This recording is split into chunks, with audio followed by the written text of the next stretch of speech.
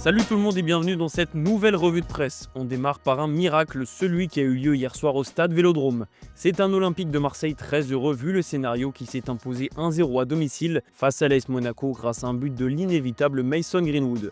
L'OM prend 3 points précieux après 2 faux pas en championnat et vient boucler une semaine bénie. Après la victoire à l'arraché sur la pelouse de l'Union Saint-Gilloise, l'OM a remis ça en Ligue 1. Le vent tourne en faveur de l'OM, écrit la Provence.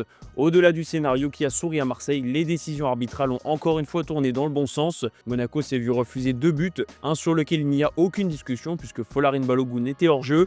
Un second plus discutable, c'est l'Américain qui avait été signalé encore une fois. Il était en effet hors jeu, mais il ne joue pas le ballon, sauf que l'arbitre a considéré qu'il faisait action de jeu, un choix discutable et qui n'a pas manqué de faire réagir, notamment côté monégasque. On a regardé les images du but refusé dans le vestiaire et même nous, jusqu'à présent, on ne comprend pas. On n'y peut rien, ce sont les arbitres qui décident, a expliqué Lamine Camara au sujet de son but annulé. Le coup dur pour Monaco, c'est qu'après le second but refusé, l'OM a ouvert le score dans la minute qui a suivi. Mason Greenwood s'est retrouvé à la conclusion d'un joli mouvement collectif, son 11e but en Ligue 1 et son 3e de la semaine après son doublé en Ligue des Champions. Greenwood au plus que parfait, écrit le quotidien local.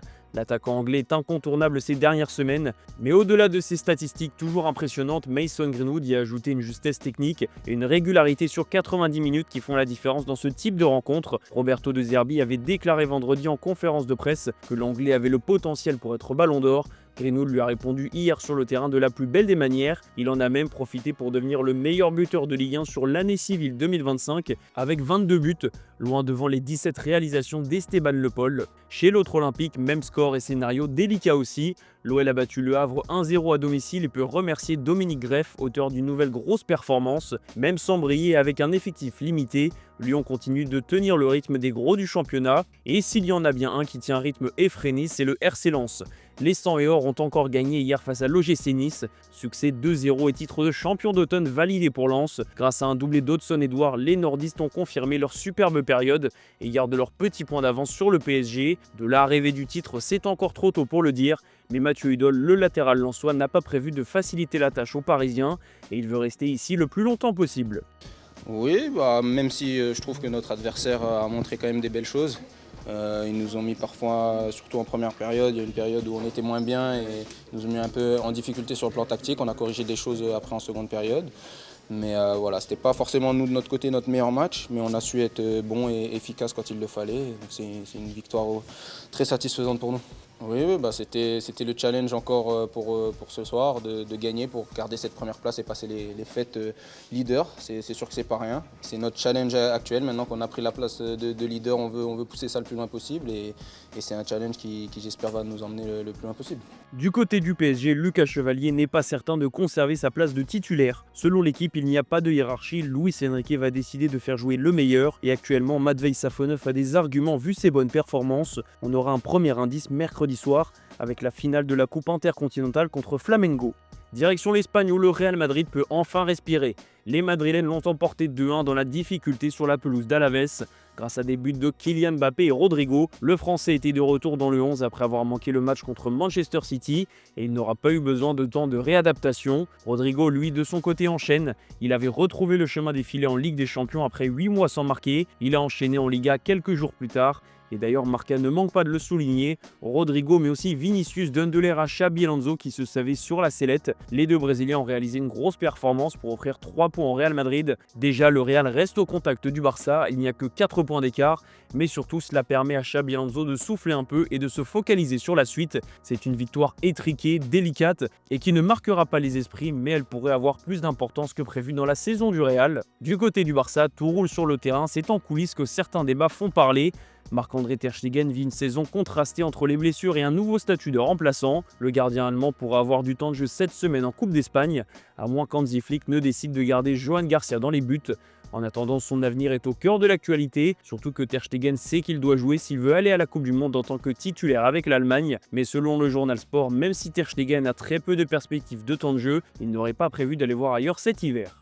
On file en Angleterre où Noël a eu lieu plus tôt que prévu. Manchester City s'est imposé 3-0 sur la pelouse de Crystal Palace. Erling Haaland a inscrit un nouveau doublé et Phil Foden a confirmé sa magnifique série. Tout va bien pour les Sky Blues qui sont déjà allés prendre 3 points en Ligue des Champions au Bernabéu cette semaine. C'est un enchaînement parfait pour l'équipe de Pep Guardiola qui semble atteindre la plénitude de son talent. Et s'il y a bien un joueur qui symbolise ce City version 2025, c'est Ryan Cherki. Il peut devenir l'arme fatale des Sky Blues, comme l'écrit la presse anglaise, qui ne tarit pas d'éloges à l'égard du milieu offensif français. Cherki a un talent spécial, comme Phil Foden, Erling Haaland et beaucoup d'autres à City, mais son nom fait toujours sortir quelque chose de différent. Même après 45 minutes moyennes hier à Crystal Palace, il a su se remettre dans le bon sens et briller en deuxième mi-temps, avec une nouvelle offrande pour Phil Foden, son coéquipier de luxe. La Première Ligue a aussi vécu un derby chaud bouillant entre Sunderland et Newcastle, le premier en championnat depuis 2016. Les Black Cats se sont imposés 1-0 grâce à un but contre son camp de Nick Woltemade, une victoire beaucoup plus importante que les autres pour le Sunderland de Régis Lebris, qui est au top de sa popularité en Angleterre. Aston Villa a gagné aussi et Morgan Rogers a encore été très bon. L'international anglais a inscrit un doublé pour permettre aux siens de prendre 3 points sur la pelouse de West Ham. Score final 3-2 et Aston Villa reste au contact de Manchester City et Arsenal. On commence à avoir 3 équipes qui se détachent en tête du classement. Du côté de Manchester United, c'est l'avenir de Kobbie Mainoo qui pose question. Le jeune milieu anglais est passé de titulaire indiscutable à remplaçant, un changement de statut qui ne l'aide pas du tout puisqu'il a perdu sa place en sélection. La porte est ouverte pour un départ comme l'écrit la presse britannique. Ruben Amorim a parlé de ce sujet en conférence de presse et il a expliqué qu'il était prêt à trouver une solution avec Mainoo pour qu'il retrouve du plaisir. Naples fait partie des clubs intéressés pour un prêt du milieu de terrain britannique. Direction l'Italie où l'Inter Milan peut remercier Lautaro Martinez, encore buteur face au Genoa. Jan Bissek avait ouvert le score et l'attaquant argentin a doublé la mise. La réduction du score de l'ancien Marseillais Vitinha n'aura rien changé. L'Inter s'est imposé 2-1 et a pris seul la tête de la Serie A en profitant des faux pas de ses concurrents directs, notamment l'AC Milan. Les rossoneri ont été tenus en échec par Sassuolo, le promu. Ce sont 2 anciens pensionnaires de Ligue 1 qui ont marqué pour Sassuolo, Ismaël Koné, l'ancien Marseillais, et Armand Lorienté, l'ancien Lorienté. Semaine compliquée aussi pour le Napoli. Les hommes d'Antonio Conte se sont inclinés sur la pelouse de l'Udinese, quelques jours après la défaite en Ligue des Champions à Benfica. Conte s'était plaint de son effectif restreint.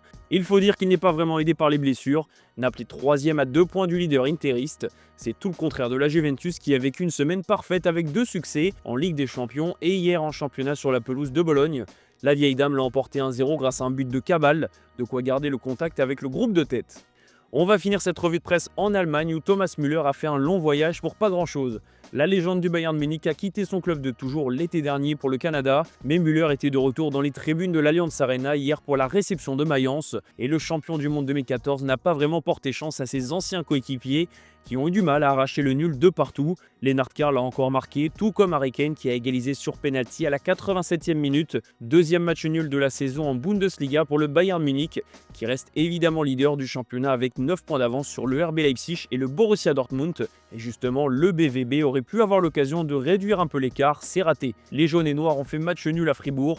Les joueurs de Niko Kovac avaient ouvert le score grâce à Rami Bensebaini, mais le carton rouge direct de Job Bellingham en début de seconde période a compliqué la tâche de Dortmund. Résultat, Fribourg a fini par égaliser.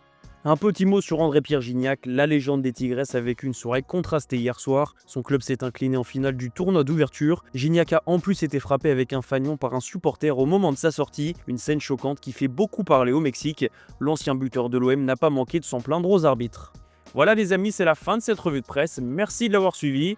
On se retrouve en fin d'après-midi pour le JT Foot Mercato.